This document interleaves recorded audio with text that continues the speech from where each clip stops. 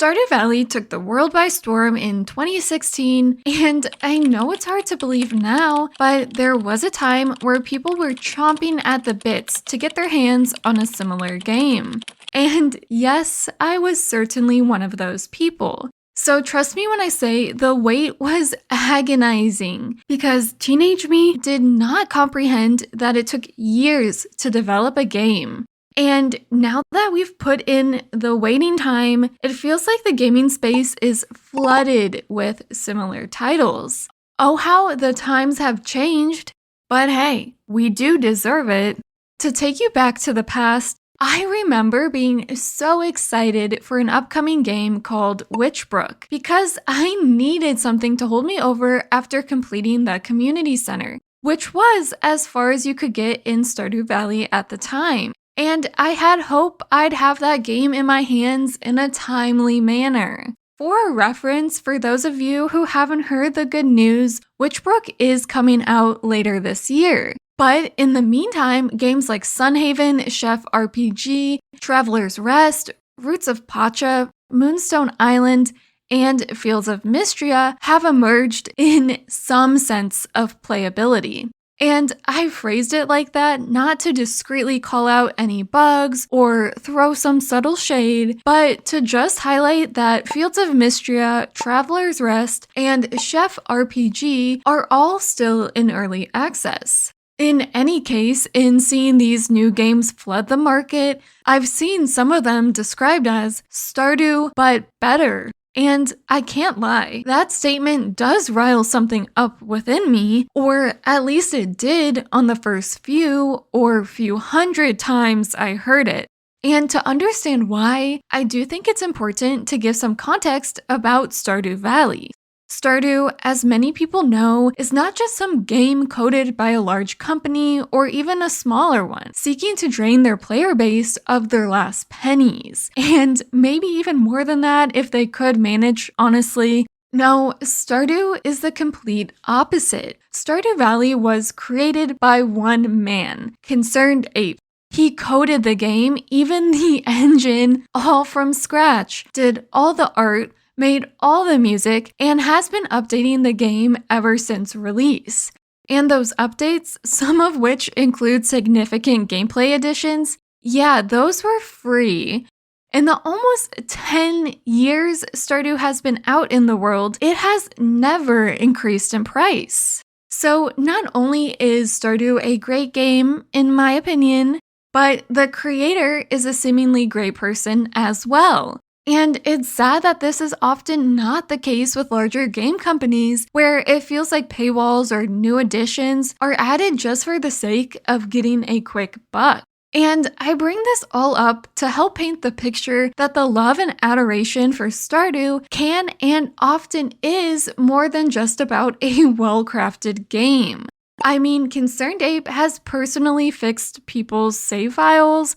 You can't help but feel an affinity for the game after hearing stuff like that. So the initial reaction, mine at least, to Stardew but better was a bit defensive because I not only love the game, but there's admiration and respect for the person behind the game as well. But at the same time, we can't just ignore the blaring fact that Stardew could just as well be described as Harvest Moon, but better, because Concerned Ape was inspired by Harvest Moon, which he has not been shy about saying.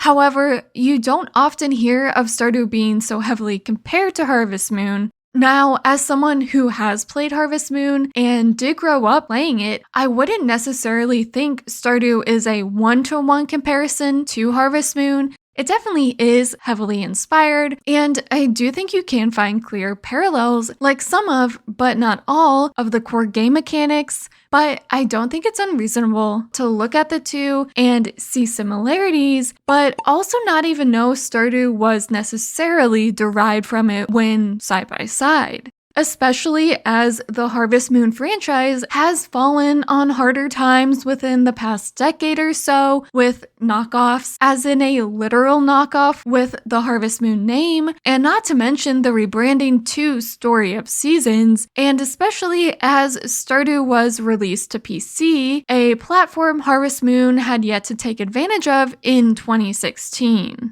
So I don't think it's unreasonable for someone to be more fueled by the memory of Harvest Moon, which I do feel like I am guilty of, instead of the recent recollection of having played the game when comparing the two.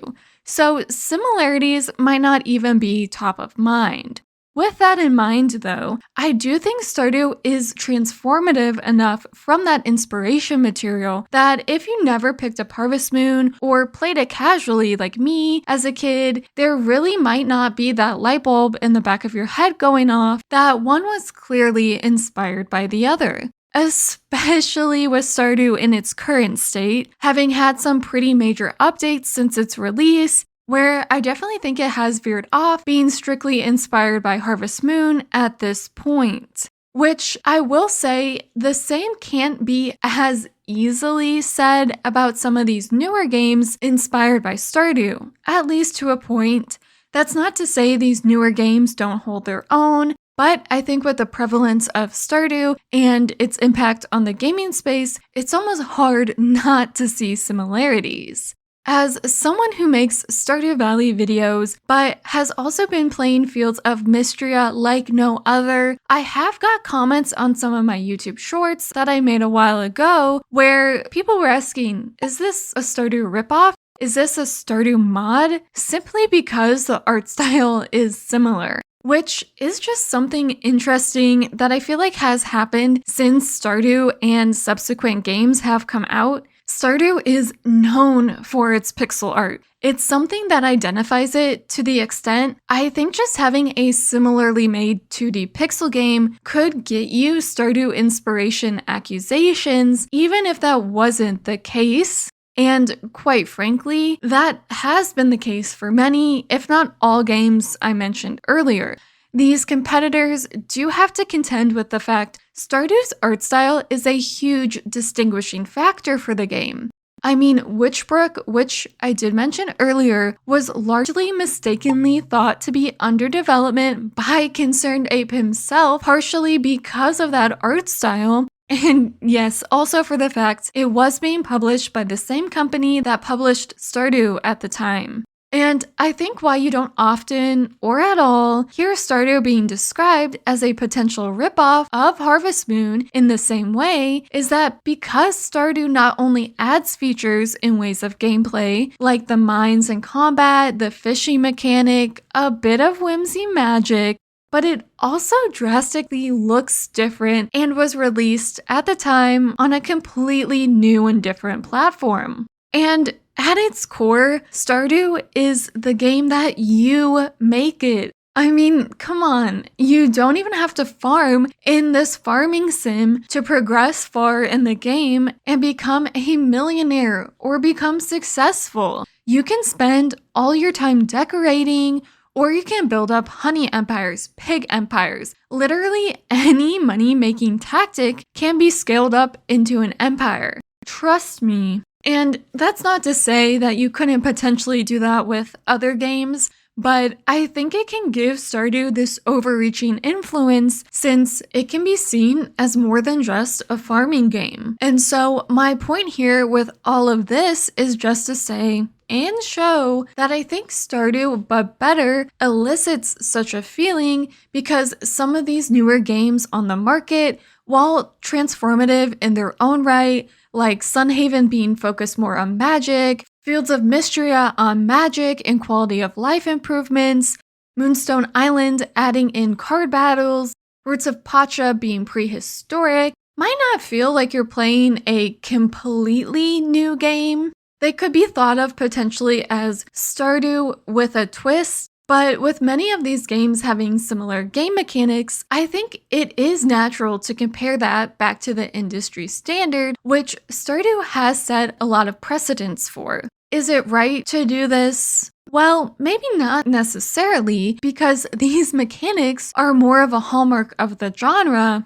But in the same way fantasy novels can bring their own twist to the genre, they can and often are compared back to the Lord of the Rings, and I think Stardew is in a somewhat similar position. And to be honest, not every new game that is published needs to feel like a whole new, unique playing experience. It just needs to be different enough. And that's when I realized the problem here. It's me. I'm the problem. Because there's really nothing wrong with saying these games are better than Stardew, and I'm afraid it did take me a little while to get to that conclusion. Because I do love Stardew so much. I mean, let's be honest, using the word but typically does have a negative association. You're just waiting for that other shoe to drop. But what? But what's going to happen next? Let's take Fields of Mistria as an example. It is the game, after all, that really inspired this video because in its early access days, I saw it being described as Stardew but better. And I was internally offended, okay? To be fair, I will say I was seeing those comparisons on what felt like day one of early access, so I think some skepticism was warranted. But the truth is, I can see why people might think Fields of Mistria is better. It brings a lot of quality of life improvements, like extending the day length or shortening it, no notoriously controversial fishing mechanic, jumping. I've gotta say, I do really love just jumping around. Being able to unlock faster speed earlier on, a map that shows you where each villager is at, a community that actually helps you rebuild the town. I mean, to be honest, the list does really just go on and on. But the developers of the game have been clear. They were inspired not only by Stardew, but Harvest Moon as well. And I think it definitely shows. I don't think you could have Fields of Mistria in the state it is today without Stardew, even if Harvest Moon were the only inspiration. I mean, people who know nothing about the game have made the connection, which is why it's important to not ignore that Stardew is the foundation of the Stardew but better statement. The sentence is meaningless without Stardew, as can be said about a lot of other things in life as well. And okay, I could be over-analyzing things because I'm definitely not above doing that, but I also think it just helps reframe from that negative connotation. Instead of thinking, oh, when's that other shoe going to drop? It's more like, you know what? Stardew was arguably the foundation for this to even be possible. Of course, that's not true for every game that comes out and just so happens to have 2D pixel art, but it can be said for a lot of them. Chef RPG, a game about being a chef, as the title would suggest, has had the same accusations. Now, it's easier to make a comparison because it was another solo developed 2D RPG simulation game. So before even really knowing the ins and outs of the game, the comparisons to Stardew started flooding in, which, albeit I will say, I feel like that's a separate but related issue where these quote-unquote competitors have to live in the shadow of Stardew, and even without someone playing the game, they are thrown with these comparisons or rip-off accusations, but that is a topic for another day. Like I mentioned before, Stardew paved the way and set the gold standard, and I think we should want to see improvement with these newer simulation games. It is a good thing that these games are coming along and improving on the games that came before them.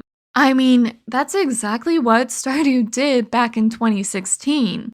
And yes, I think that can be a bit harder to accept because Stardew is still getting updates and seems to always be improving, so it's not like Stardew is this outdated game that these newer ones are being compared to. But at the end of the day, there will probably come a time where there is a game that is almost undoubtedly better than Stardew. But that game probably would have never been possible without Stardew and its influence in the first place. Just like Stardew never would have been possible without Harvest Moon and its influence. And I think that's what matters. Roots of Pacha, Fields of Mistria, Sunhaven being better than Stardew is just an opinion, and maybe even an inevitable one. But the influence of Stardew clearly lives on in these games, and I think that's undeniable.